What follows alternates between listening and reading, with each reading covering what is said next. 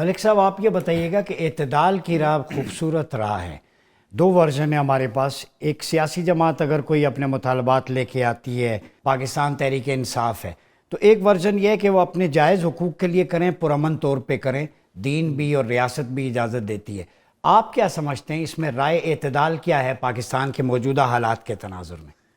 دیکھیں، میں سمجھتا ہوں کہ دنیا میں جتنے گورننس کے ماڈلز ہیں ان میں جمہوریت بھی ہے، ان میں ڈکٹیٹرشپ بھی ہے، کہیں بادشاہت ہے، اور جمہوریت بھی کہیں اپنے اپنے رنگ میں مختلف انداز سے موجود ہے.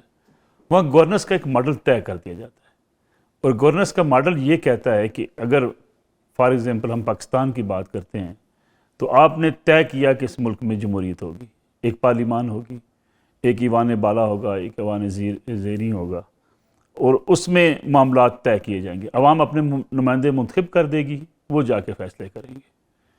اب اس ملک کی بدقسمتی یہ ہے کہ ہم دو جگہوں پہ سیاست کرنا چاہتے ہیں. ہم چاہتے ہیں کہ پارلیمان کے اندر بھی سیاست کریں، اور پارلیمان سے باہر بیٹھ کے سڑکوں پر آ کر بھی حکومت گرانے اور اپنی مرضی کے مطالبات منوانے کی جدوجہد بھی کریں. میرے خیال میں یہ دو چیزیں پیرل چل نہیں سکتی ہیں، اور جن ملکوں میں یہ چلی ہیں ملک تباہ و برباد ہو گئے، کیونکہ آپ نے ایک نہ ایک ماڈل اڈاپٹ کرنا ہے، اس کے مطابق چلنا ہے، بھلا سے غلط فیصلے ہو جائیں.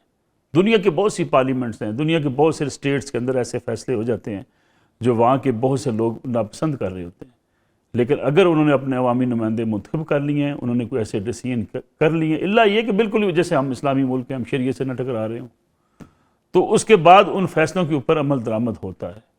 لیکن ہمارے ہاں یہ تاریخ ہے دھرنوں کی. آپ پتہ ہے 1980 میں بھی ایک دھرنا ہوا، 93 میں دھرنا ہوا، 96 میں دھرنا ہوا، اور ایک بڑی لمبی تاریخ ہے پاکستان میں جو دھرنے دیے جاتے رہے.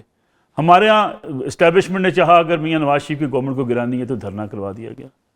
اگر پیپلز پارٹی کو ہم نے پیچھے دھکیلنا ہے تو ایک دھرنا لانچ کروا دیا گیا، لانگ مارچ لانچ کروا دیا گیا.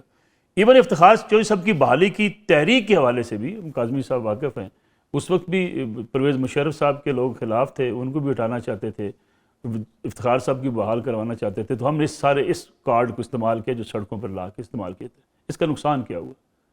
آپ مجھے بتائیے. ٹھیک ہے کہ یہ احتجاج یا بڑے ہم جو آزادی اظہار کے قائل ہیں اس کا اظہار کرتے ہیں جی کہ آزادی ہونی چاہیے. جی آپ میری سڑک بند کر کے کس قسم کا احتجاج کر سکتے ہیں؟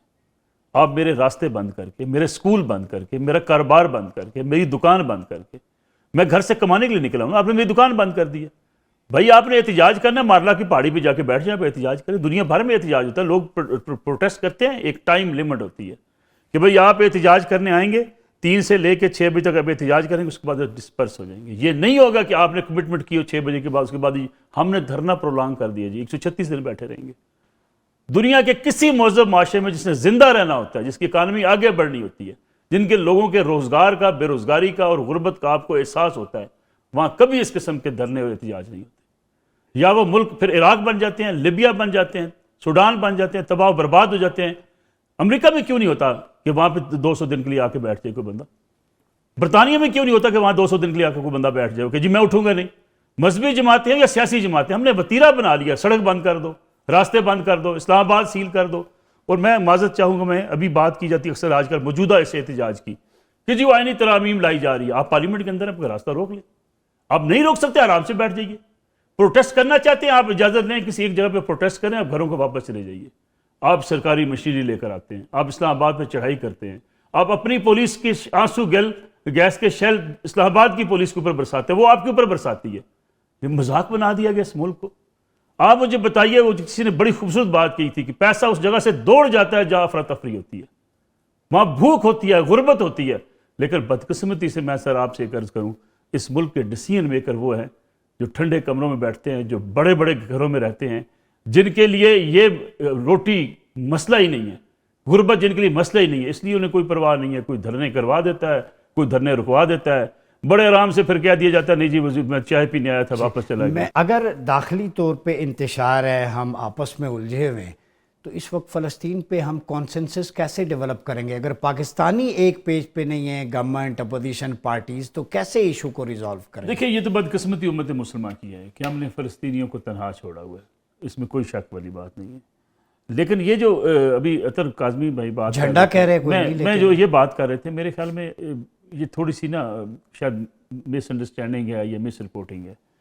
اب ڈی چوک کے اندر ہر روز کچھ چند افراد، میرے لیے بڑے قابل احترام ہے مشتاق احمد خان صاحب، وہ اپنی فیملی کو لے کے، اپنی اہل یا 2 بچوں کو لے کے ڈی چوک میں آ کے بیٹھ جاتے ہیں، ہر روز بیٹھ جاتے ہیں۔ کیا اسلام آباد میں فلسطین کے حوالے سے بڑے بڑے مارچز نہیں ہوئے؟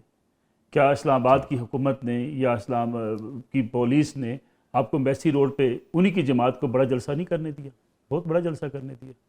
جب بھی آپ کسی بڑے جلسے کی اجازت مانگتے ہیں فلسطین کے لیے، اسلام آباد سے لے کے کراچی تک آپ کو جلسے کی اجازت ملتی ہے۔ اب مسئلہ کیا شاہ جی کا آرگومنٹ میں بتاتا ہوں اب ہم نے نا یہ جو سوشل میڈیا نے جو ہمیں تباہ و برباد کر دیا نا باسی صاحب، ذرا اس کو سمجھنے کی ضرورت ہے۔ ہر بندہ یہاں وزیر اعظم ہے، ہر بندہ ہی فلسطین آزاد کرنے نکلا ہوا ہے، ہر بندہ ہی چاہتا ہے میری تصویر لا دے بس میں، حتیٰ کہ وہ ایسی بیہودہ بکواس کر رہا ہوتا ہے آپ سوشل میڈیا پہ آنے کے لیے کہ آپ مائک آگے کرتے جائیں، وہ ایسے بیان دے گا کہ آپ سن کے حیران رہ جائیں گے۔ بھائی یہ مذاق مت بنائیں۔ آپ نے اگر مشتاق احمد خان صاحب نے احتجاج کرنا ہے، آپ کو اور مجھے اور عطر قاسم صاحب کو بلا لیں F9 پارک میں، ہم اکٹھے ہو جاتے ہیں، 1 گھنٹے کا احتجاج روزانہ کا لیا کریں گے۔ اب ڈی چوک بند کر کے احتجاج کیوں کرنا چاہتے ہیں؟ ٹریفک بند کر کے، جو ٹریفک بند ہوگی پولیس آ جائے گی، جو وہاں پولیس لگائی جائے گی، جو سڑکیں بند ہوں گی، دفاتر کو جانے والے راستے بند ہوں گے، اس کا ذمہ دار کون ہے؟ سر میری گزارش سنیے، ہم جو احتجاج کی بات ابھی کر رہے تھے، ابتسام صاحب میرے بھائی ہیں، مولانا صوفی محمد کا کیا قصور تھا؟ سوات کا اسٹیڈیم ان لوگوں کے انسانوں سے بھرا ہوتا تھا، وہ پاپولر ترین آدمی تھے کے پی کے۔ قصور یہ تھا کہ وہ ریاست کے آئین کو نہیں مانتے تھے، ریاست کے قوانین کو نہیں مانتے تھے۔ آپ نے پکڑ کے جیل ڈال دیا، جیل میں فوت ہوئے، ساری عمر آپ نے جیل میں رکھا۔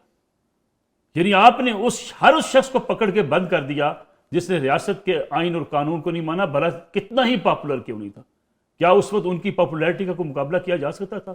شریعت کی بات کر رہے تھے وہ، لیکن چونکہ ہم کہتے تھے کہ نہیں، ہمارا ایک نظام مملکت موجود ہے، اس کے اندر رہتے ہوئے چیزیں بہتر کی جا سکتی ہیں۔ تو کیا یہ میری گزارش مذہبی طبقے سے مطلب ان پہ لاٹھی چارج، سیاسیوں پہ ہلکا ہاتھ؟ سر میں اس بات کا قائل ہوں، دیکھیں بالکل جو ابھی عطر بھائی بات کر رہے تھے، ترمیم آ رہی ہے جی، یہ کہتے ہیں جی کسی کو پتہ نہیں، سب کو پتہ ہے، یہ بھی میں آج آپ سے عرض کر دوں، مسودہ بھی سب کے پاس ہے، ترمیم کیا آ رہی ہے سب کے پاس ہے۔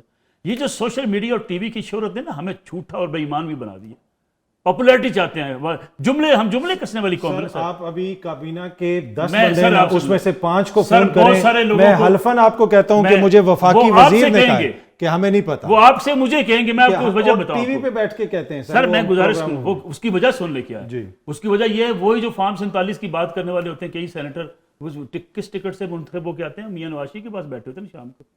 اس ملک کی بدقسمتی یہ ہے کہ یہاں جھوٹ بولا جاتا ہے، جھوٹ خریدا جاتا ہے، اور جھوٹ کے ہم بائر ہیں، ہم اس قسم کی ہم جو ہے سنسنی خیزی کے قائل ہیں۔ وہ کسی نے بڑی خوبصورت بات کی تھی نا، ہمارے شہر کی آنکھوں نے منظر کچھ اور دیکھے تھے، مگر اخبار کی سرخیاں کچھ اور کہتی ہیں، سمندر کا سکوت کچھ اور کہتا ہے، مگر ساحل پہ ٹوٹی کشتیاں کچھ اور کہتی ہیں۔ ہماری بھی خواہش سبھی مل جل کر رہی ہی رہیں، امیر شہر کی دلچسپیاں کچھ اور کہتی ہیں۔ میں ابتسام سر میں آخری جملہ عرض کر دوں، آپ تو 12 اضلاع سے گزر جانے والے چیف منسٹر کے پی کے کی سٹوری کو مان لیتے کہ جو 12 ضلع سے گزر کے چلا گیا۔ اس ملک میں جتنا جھوٹ بیچا جاتا ہے، جتنا جھوٹ خریدا جاتا ہے، ابتسام صاحب اس بات سے اتفاق کریں گے دنیا کے کسی کونے میں نہیں ہوتا۔ اور یہ جو آپ کو ہمارے کئی بعض سیاسی دوست بھی ملتے ہیں نا، مل کے کہتے ہیں جی میں تو میاں صاحب نے گل کی تھی، مسودہ نہ لے کے آؤ، وہاں سب سے پہلے کھڑے ہوتے ہیں کہ میاں صاحب اس کی بڑی ضرورت ہے۔ اس کا ایک ہی طریقہ ہے عباسی صاحب، آپ پی ٹی آئی ہو، کوئی اور اپوزیشن کی جماعت ہو، وہ چاہتی ہے کہ اس مسودے کے خلاف وہ رائے عامہ بنانا چاہتی ہے، وہ پرامن احتجاج کریں اور ہر رکن پارلیمنٹ کے پاس جائیں، خواہ ان کا اپنا ہے خواہ ان کا مخالف ہے، اسے کنونس کی کوشش کریں۔ اگر وہ کنونس نہیں ہوتا، آپ کو لٹھ اٹھانے کی، آپ کو ڈنڈا اٹھانے کی، آپ کو بندوق اٹھانے کی کبھی اجازت نہیں دی۔ جی نصر اللہ ملک صاحب ان چیزوں کو مینیج کرنا چاہیں تو وہ کہتے ہیں کہ سائنس، ٹیکنالوجی، ایکیڈمیشن، احتجاج پہ کسی کے ڈومین پہ فرق نہیں ہونا چاہیے۔ آپ کیا سمجھتے ہیں کہ ہماری جو ریسرچرز ہیں، یہ پاکستان کی یونیورسٹیز کے M Phil P H D, جو سبجیکٹ کا ریلیونٹ ریسرچ ہے وہ الماری میں چلا جاتا ہے ڈگری کی حد تک، وہ پالیسی میکنگ میں نہیں جاتا؟ اس کی وجہ یہ ہے کہ ہم نے نفرت کی سیاست کی ہے، ہم نے ایموشنز کی سیاست کی ہے، آپ کی لیڈرشپ ذمہ دارانہ سیاست نہیں کرتی رہی۔ آپ مجھے بتائیے، ابھی ہندوستان کی بات ہو رہی تھی، کبھی آپ نے دیکھا ہندوستان میں دبئی جا کے، قطر جا کے، یو کے جا کے، یو ایس اے میں جا کے وہاں کی سیاسی جماعتوں کو ایک دوسرے کی تصویریں بناتے ہوئے، ویڈیوز بناتے ہوئے، پیچھے جا کے نعرے لگاتے ہوئے، وہ تم چور ہو، تم ڈاکو ہو، تم پاکستان سے میرے پیسوں سے یہاں پہ آئے ہو، کبھی دیکھا آپ نے؟ یہ ٹرینڈ کیوں پروموٹ ہو رہا ہے؟ یہ ٹرینڈ اس لیے پروموٹ ہوا ہے کہ آپ نے نفرت اس ملک میں بیچی ہے، نفرت لوگ بائے کرنے والے ہوتے ہیں نا. جہاں دیکھیں لوگوں کے پاس کاروبار نہیں ہوتا, یا جہاں غربت ہوتی ہے, یا جہاں ڈیوائیڈڈ سوسائٹی ہوتی ہے. ڈیوائیڈڈ سوسائٹی آپ کی ہے, اس میں آپ مانیں یا نہ مانیں, آپ تقسیم برادریوں میں تقسیم ہے, آپ فرقوں میں تقسیم ہے, آپ گروہوں میں تقسیم ہے, آپ زبان میں تقسیم ہے. اس جگہ پہ جگہ جگہ نفرت بیچی جا سکتی ہے. پختون جو ہے وہ پنجابی کے خلاف نفرت بیچ سکتا ہے, پنجابی پختون کے خلاف نفرت بیچ سکتا ہے. مہاجروں نے نفرت بیچ لی وہاں پہ سندھیوں کے خلاف, سندھیوں نے نفرت بیچ لی مہاجروں کے خلاف. پاکستانی کوئی ہے گزارش میں اس لیے لیڈرشپ رسپانسیبل ہوتی ہے. جب لیڈرشپ یہ سٹیج پہ کھڑے ہو کے کہنا شروع کر دے کہ میں فلاں کی پینٹ اتار دوں گا, فلاں کی شلوار اتاروں گا, فلاں میں چوک کو لٹکاؤں گا, اور فلاں کو میں پھانسی لگا دوں گا, فلاں کو میں جیل بھیجوں گا. اب بتائیے, لوگ اکثر مثال دیتے ہیں, وہ کہتے ہیں ریزن ہے اس کی کہ کرپٹ پریکٹسز میں تھے کہ عوام کا پیسہ لوٹا واپس. کچھ لوگ اس میں دلیل یہ دیتے ہیں کہ پیپلز پارٹی بھی لڑتی تھی جی, نون لیگ بھی تقاریر کیا کرتی تھی. دیکھیں دو ادوار ہیں, نون لیگ اور پیپلز پارٹی. پہلی بات تو یہ ہے کہ اتنی زیادہ شدت کے ساتھ کبھی نہیں لڑی. اگر آپ ذوالفقار علی بھٹو صاحب کی اور نواز شریف اور بے نظیر صاحبہ کی ساری تقاریر نکال لیں, آپ کو 3-4 تقاریر کے علاوہ ہیلی کاپٹر سے پرچیاں. سر میں گزارش کرنا چاہتا ہوں, وہ نہیں ملیں گی. اور دوسری بات یہ, اس دور کی جو نفرت تھی وہ بچے نہیں پیدا کر رہی تھی. آج سوشل میڈیا ہے, آج اتنا بڑا انفارمیشن ٹیکنالوجی کا انقلاب ہے. آج آپ اور مجھے منہ سے لفظ نکالتے ہوئے 600 دفعہ سوچنا کیا جنریشن باشعور نہیں ہو گئی, ڈائنامک سمجھ گئی. اس زمانے میں خبر چھپتی تھی نواز شریف کی بے نظیری کے خلاف 400 بندے پڑھتے تھے, 2 لاکھ بندے پڑھتے تھے, گھروں میں بات ختم ہو جاتی تھی, اگلے دن تردید آ جاتی تھی. آج آپ کی ہوئی تقریر 1 سیکنڈ میں اس موبائل کے اوپر آ جاتی ہے, کروڑوں لوگوں کے پاس وہ کلپ پہنچ جاتا ہے. اس سے آپ نفرت ملٹی پلائی ہو جاتی ہے, اتنی بڑھتی ہے کہ سوسائٹی کے اندر قیاس پیدا ہوتا ہے. آپ مجھے ایک بات بتائیے, آپ کسی سے اختلاف کر سکتے ہیں آج کسی سیاسی جماعت سے؟ گالم گلوچ بریگیڈ آپ کے خلاف شروع ہو جاتا ہے, اور اس سے ایک ایسا آپ کے اندر پینک پیدا کر دیا گیا ہے جس سے آپ اب نکلنے کے لیے آپ کو کئی سال لگیں گے.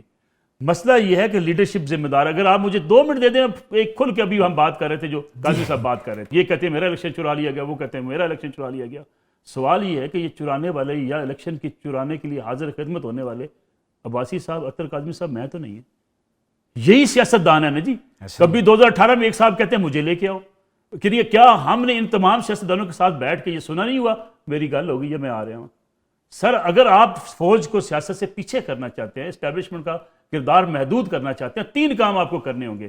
آپ کو اپنی پرفارمنس بہتر کرنی ہوگی, آپ کو آپس میں نفرتیں ختم کرنی ہوں گی, سیاست جماعتوں کو بیٹھ کے آپس میں ڈائلاگ کرنا ہوگا, پھر یہ طے کرنا ہوگا اقتدار آئے یا نہ آئے, ہم کسی کو گرانے کے لیے, کسی کو لانے کے لیے, کسی کے ڈبے چرانے کے لیے فوج کے پاس نہیں جائیں گے.